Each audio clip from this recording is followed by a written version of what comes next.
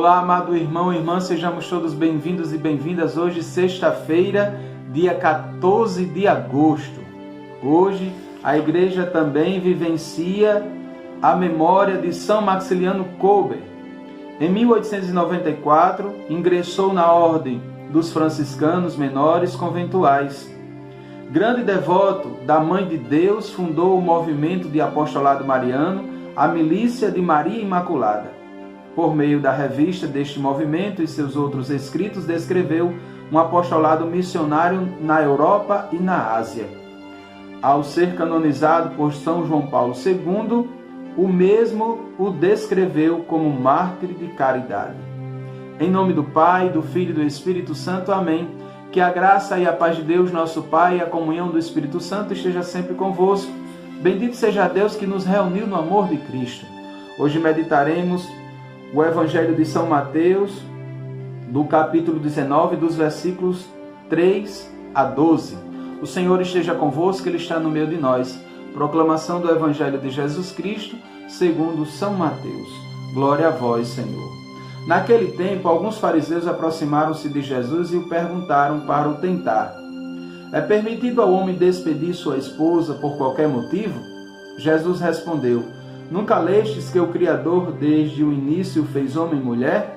E disse: por isso o homem deixará pai e mãe e se unirá a uma mulher, e os dois serão uma só carne.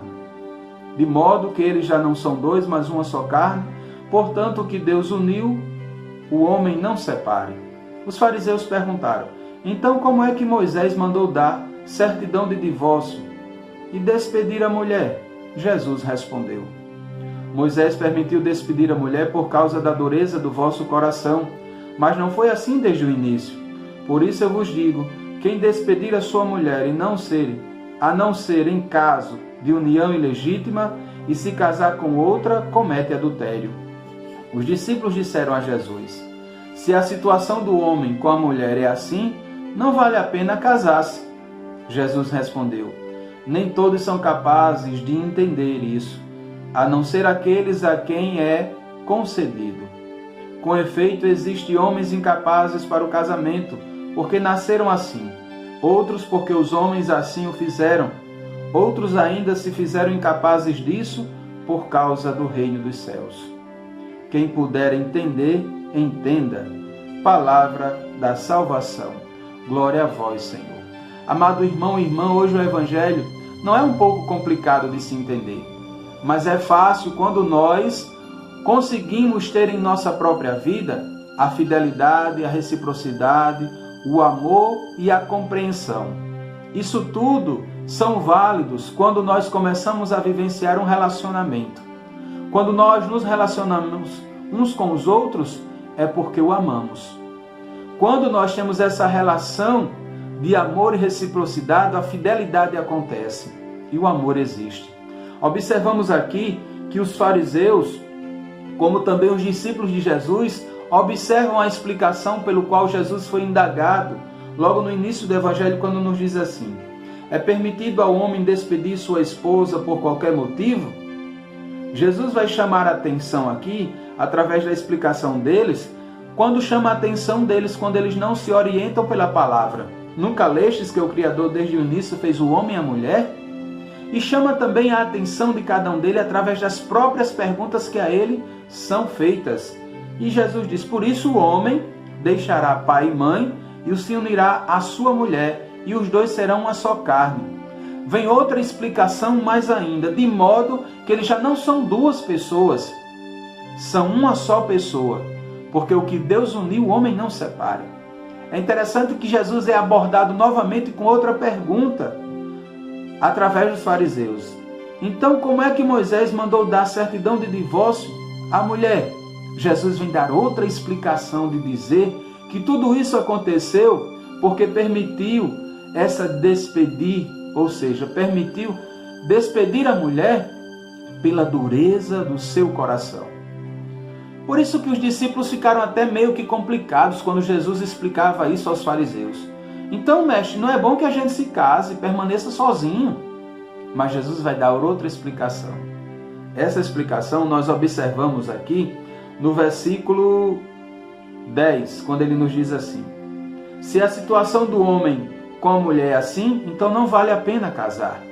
E Jesus continua: nem todos são capazes de entender isso, a não ser aqueles a quem é concedido. Mas vem outra explicação quando Jesus nos diz assim: com efeito, existem homens incapazes para o casamento, porque nasceram assim, outros porque os homens assim o fizeram, outros ainda se fizeram incapazes disso por causa do reino. Essa expressão Jesus quer mostrar para cada um de nós que o casamento é uma bênção de Deus, não é uma maldição. O casamento é algo profundo. Por isso que eu digo a mesma coisa que eu disse logo no início. Quando nós temos em nossa vida a fidelidade, o amor, a reciprocidade, o afeto e o amor,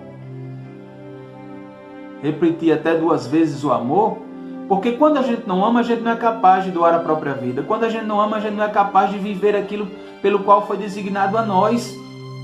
Eu, como padre, eu sou casado com a igreja. E se eu trair a minha igreja, estou traindo a mim mesmo. Porque a igreja e eu somos uma só pessoa, somos uma carne. E é isso que Jesus quer mostrar. A fidelidade e a separação só acontece quando não há amor, quando não há reciprocidade, quando não há entendimento. É isso que Jesus quer. Como muitos e muitos homens dizem assim, é melhor viver solteiro do que casado. Verdade. É melhor você ser um solteiro feliz do que um casado frustrado. De que adianta você casar com uma pessoa só por um amor carnal? Jesus não quer isso. Jesus quer que o amor seja verdadeiro. Jesus quer que dentro de sua própria casa não sejam 2 pessoas, mas seja uma só pessoa. Pelo amor, pela fidelidade, pela reciprocidade. Aí eu pergunto para você, se você que é casado é uma só pessoa com sua esposa, você teria coragem de traí-la? Porque se você trair, você estará ferindo-se a si mesmo. Porque se você é uma só pessoa com sua esposa, você é uma só carne. Por isso Jesus vem chamar a atenção que o que Deus uniu, o homem não separe. Quantas perguntas e mais perguntas nós como padres não escutamos? Por que padre não casa? Porque fomos escolhidos para casar com o reino e assumir com fidelidade tudo aquilo que Deus proporcionou para cada um de nós. É muito difícil de se entender isso.